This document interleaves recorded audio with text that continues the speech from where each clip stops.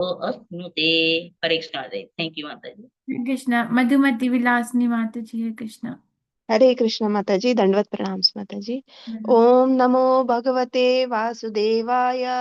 पंचभी कुरुते स्वार्थान् पंचवेदाथ पंचभी एकस्तु षोडशेन त्रिन् स्वयं सप्तदशो अश्नुते। Thank you माताजी। हरे Krishna. Hare Krishna.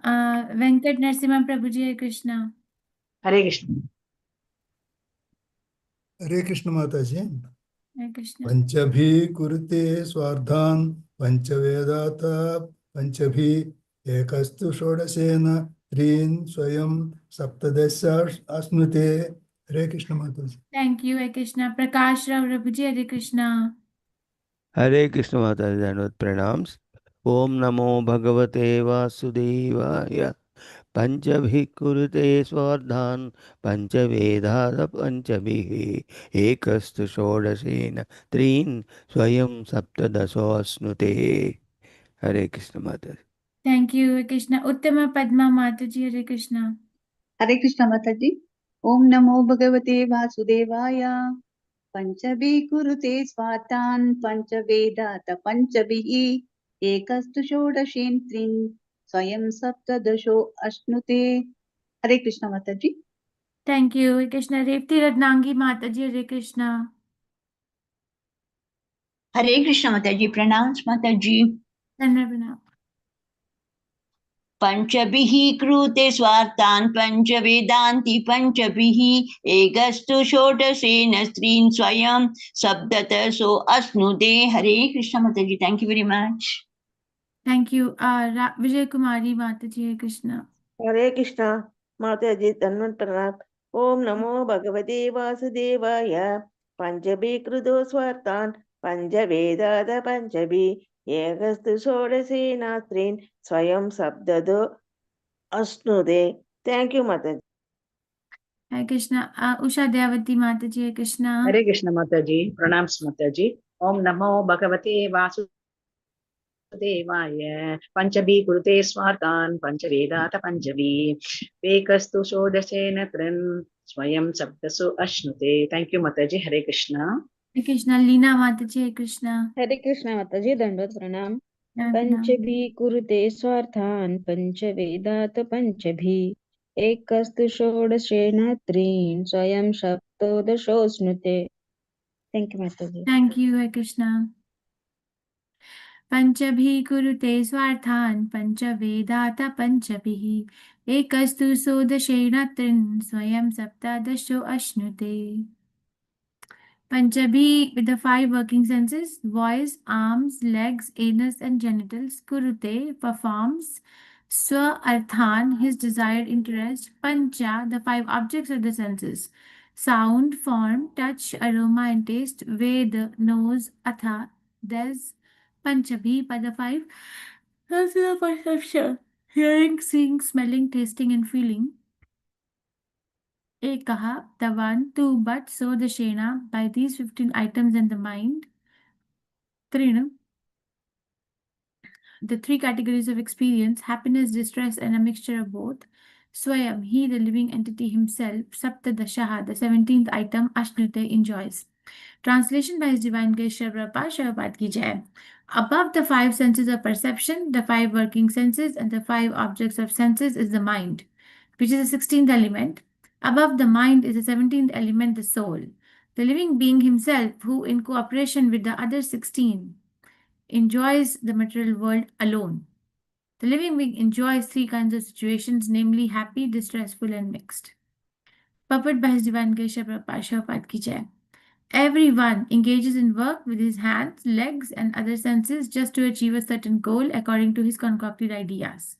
One tries to enjoy the 5 sense objects, namely form, taste, sound, taste, aroma, and touch, not knowing the actual goal of life, which is to satisfy the Supreme Lord. Because of disobeying the Supreme Lord, one is put into material conditions, and he then tries to improve his situation in a concocted way, not desiring to follow the instructions of the Supreme Personality of Godhead. Nevertheless, the Supreme Lord is so kind that he comes himself to instruct the bewildered living entity how to act obediently and then gradually return home back to Godhead, where he can attain an eternal peaceful life of bliss and knowledge. The living entity has a body which is a very complicated combination of the material elements, and with this body he struggles alone, as indicated in this verse by the words ekastu. For example, if one is struggling in the ocean, he must swim through it alone. Although many other men and aquatics are swimming in the ocean, he must take care of himself because no one else will help him. Therefore, this verse indicates that the 17th item, the soul, must work alone. Although he tries to create society, friendship, and love, no one will be able to help him but Krishna, the Supreme Lord. Therefore, his only concern should be how to satisfy Krishna. That is also what Krishna wants. Sarva dharman parityaja mam ekam sharanam vraja. People bewildered by material conditions try to be united, but although they strive for unity among men and nations, all their attempts are futile. Everyone must struggle alone for existence with the many elements of nature. Therefore, one's only hope, as Krishna advises, is to surrender to him, for he can help one become free from the ocean of nescience. Sri Chaitanya Mahaprabhu therefore prayed, Ai Nanda Tanuja Kinkaram Patitam Mam Vishamme Bhavam Budau Kripaya Tav Pad Pankaja Sita Dhuli Sadarshanam Vichintaye. O beloved, O Krishna, beloved son of Nand Maharaj, I am your eternal servant, but somehow or other I have fallen into this ocean of nescience, and although I am struggling very hard, there is no way I can save myself. If you kindly pick me up and fix me as one of the particles of dust at your lotus feet, that will save me. In a similar way, Bhaktivinoda Thakur sang, Anadi karma phale padi bhavar nava jale. Tari bare na dekhi upaye. My dear Lord, I cannot remember when I somehow or other fell into this ocean of nescience, and now I can find no way to rescue myself. We should remember that everyone is responsible for his own life. If an individual becomes a pure devotee of Krishna, he is then delivered from the ocean of nescience. Om Agyan Timirandasya Gyananjan Chalakaya Chakshurmiltam Yeda Tasmai Shri Gurave Namaha. Shri Chaitanya Manobishtam Sthapitam Yena Bhutale Swayam Rupa Gadameyam Dadati Swapadantikam. He Krishna Karna Sindhu Deen Bandhu Jagatpate Gopesha Gopika Kantha Radha Kantha Namastate Tapta Kanchan Gaurangi Radhe Vrindavaneshwari Vishvanuste Devi Pranamami Hari Priye. Jai Shri Krishna Chaitanya Prabhu Nityananda Shri Advait Gadadhar Shiva Sadi Gaur Bhakta Vrinda. Hare Krishna Krishna Krishna Hare Hare Hare Ram Ram Hare Hare. Namam Vishnu Padaya Krishna Pristhaya Bhutale Srimate Bhaktivedanta Swamiti Namine Namaste Saraswati Deve Gaurvani Vacharine Nirvisheshishnivadi Paschatya Deshatarine. Above the five senses of perception, the five working senses and the five objects of the senses is the mind, which is the 16th element. Above the mind is the 17th element, the soul, the living being himself, who in cooperation with the other 16 enjoys the material world alone. The living being enjoys three kinds of situations, namely happy, distressful, and mixed. Okay, a very instructive instruction. We're reading from Srimad Bhagavatam, 6th canto, which is called as the prescribed duties of mankind. Chapter 1, which is called as what? The history of the life of History Jamila. of the life of Jamila. history of the life of a Jamil, and Yamdutas are answering the query raised by Vishnudutas, which was what? What was the query raised by the Vishnudutas to Yamdutas? That? What is the query? The process of one friend Mataji. And whether you know the dharma, this thing. Yeah. Who is punishable, who is not punishable, and what are Punishable. the cases of choosing someone who is punishable, right? If you are declaring yourself to be the order carriers of Yamaraj, you must know. You must know who is punishable and who is not punishable. So Yamdutas have been describing the basis on which they choose somebody who is punishable and who is not punishable. What did you study yesterday? What did you study yesterday? As a sleeping person acts according to the body and manifested in his dreams and thinks it to be himself. So one also identifies with present body which he acquires according to his past religious and irreligious actions. Hare Krishna Mataji. And Yeah, know, unable to know his past and future lives. Hare Krishna. yes, so talking about the spring season, that if by looking at the nature of the spring season today, one can guess the spring season, nature of the spring season in the past, and one can also predict the nature of the spring season in the future. Like that, if somebody is the way we are acting right now, when we have this material body, can actually give us an idea, or can give Yamaraj an idea, who is as good as Brahma, because Brahma also got knowledge from Krishna in the heart, so super soul in the heart. Yamaraj can consult with the super soul in the heart and can see the past, present, and future activities of a conditioned soul, and defines or dictates the punishment of that particular living entity based on that consultation.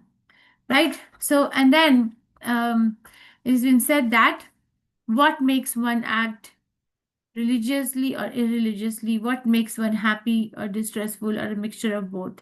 Who is responsible for it? Is Krishna responsible for it?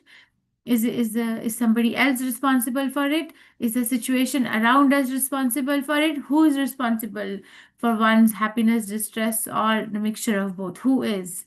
So here we can conclude by the end of this verse that the soul alone is responsible. The struggle is of the soul alone. It may be that, okay, there are so many factors around us, but actually it is the soul alone, because on virtue of its material contamination, it has covered itself by different 16 elements, which includes 5 working senses, 5 objects of senses, 5 knowledge acquiring senses, and mind.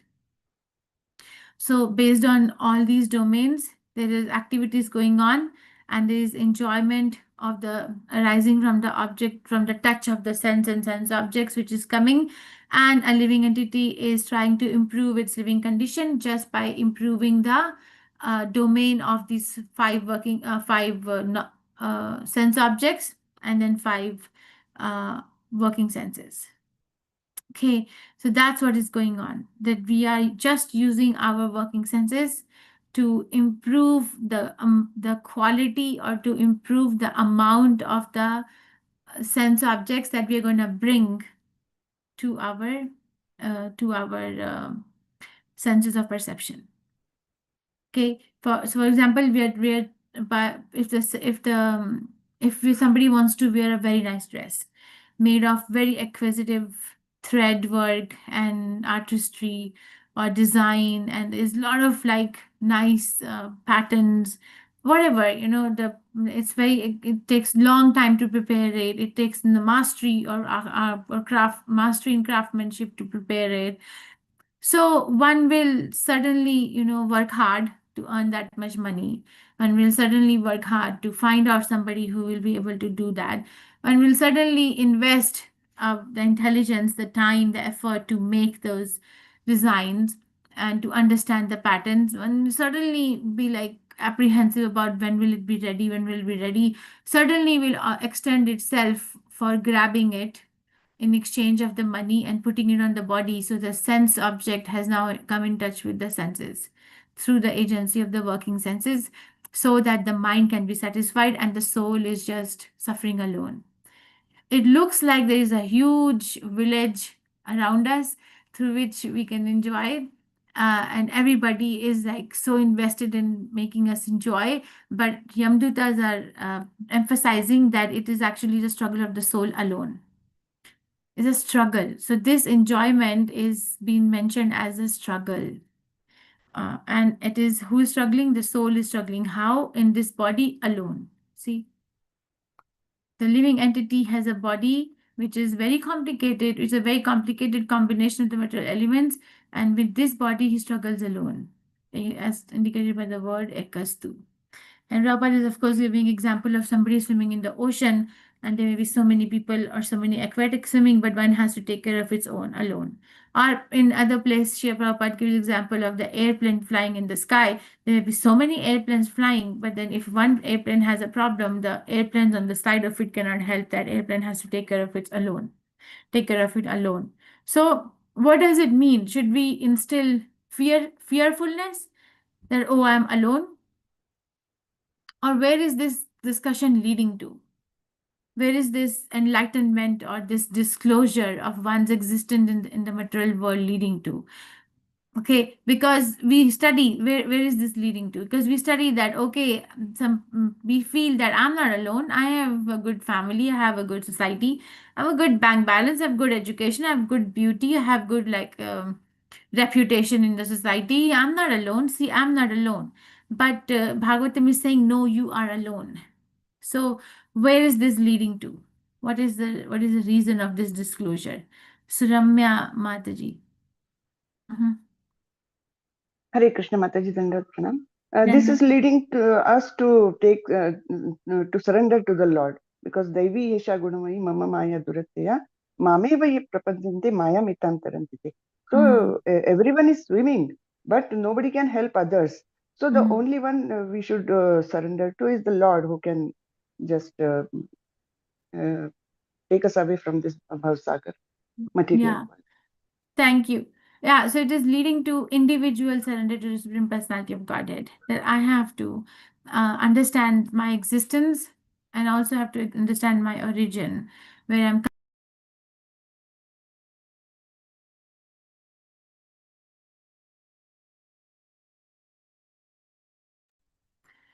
Disclosure is not meant to make us fearful. It is not meant to make us feel alone or lonely. It is also not meant to make us frustrated in our attempts. Because when we are in the material world and we are struggling, understand the verse. When we are in the material world and we are struggling, we are alone. But when the same living entity starts to take steps towards the Supreme Personality of Godhead, then it is not alone anymore. Then it's like the concept of Chaitya Guru, and all those gurus come into existence, Siksha Guru, Diksha Guru, or what is that one who shows the place? I'm forgetting the name. So all these gurus come into existence, and then we come into touch with all the living, all the acharyas, and the guidance is given. The guru and sadhu and shastra principles comes into existence.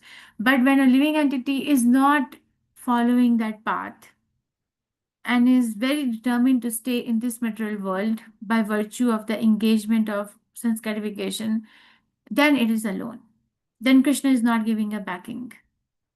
Krishna is acting as a Upadrishta Anumanta, Cha is acting as an overseer and a permitter, but he is not supporting it. He's just overseeing and permitting it. Okay, you want to do it, you do it. But when we turn our heads and consciousness towards Krishna, then Krishna also, ye yatham mam prapadyante tam satheva vijamiham. As you surrender unto me, I also reciprocate. Okay, so we are not alone in our journey back to Godhead, but we are definitely alone when we are determined to stay back here where we are right now. And Krishna's love is definitely unconditional, and he is taking care every moment, but he's not supporting it. Okay, understand the difference. It's like Prabhupada says that somebody's son, a very rich man's son, becomes a hippie and he's loitering on the street. No father, no rich father is going to support that situation of a hippie son. Is he? Is that such a is that son's position be supported by a rich man or rich father? No, Mataji. No, Mataji. It'll not be But he will try to help indirectly. So Somehow. they will try, but if the son is not willing to surrender, then okay, at least let me know how you're doing. At least let me know where you are and what are your whereabouts. But if the same son diverts his attention and tries to follow the footsteps of the father, how protective the father becomes. How much the knowledge or how much the support or the protection is given by the same father. So we are like hippie sons or hippie children of the Supreme Personality of Godhead. we have to become civilized now, in the sense that we have to turn our heads towards Krishna, not away from Krishna. Then we are not alone. And that's what is explained in the later part of this verse, that surrender to Krishna, pray that there is actually no one else. It's just you who can save myself. Or as Bhaktivinoda Thakur Prabhupada is saying that I have no idea how I fell into this ocean of nescience. I don't know how to get out of it. I have no idea how to rescue myself out of it. I have no memory of it. I am here. So please help me. Okay, please help me. So it is actually a very nice position to be in when we use our situation to surrender. But if the material nature has its way of putting us in a very comfortable situation, it has its way. Right? Because it's a very tough exam to test a determination that do I really want to go to Krishna? Whereas we'll be like falsely comfortable in our situation of like, okay, I am comfortably situated in life because I have this, I have this, I have that, I have that. But then we very conveniently forget the impending death. Or we normalize death because everybody's dying. So we think it's normal, right? That's the definition of normal. That's happening to over 80% of the people around us, wherever we are situated, whatever is happening. So we say that's normal. So you normalize death. But but that's not normal. Nobody is normal. In material world, nothing is normal. Everything is abnormal. Normal is turning our face to Krishna, turning our back to Krishna, not showing our back to Krishna. Okay, I think I'll stop here. Any questions, reflections, realizations, or corrections?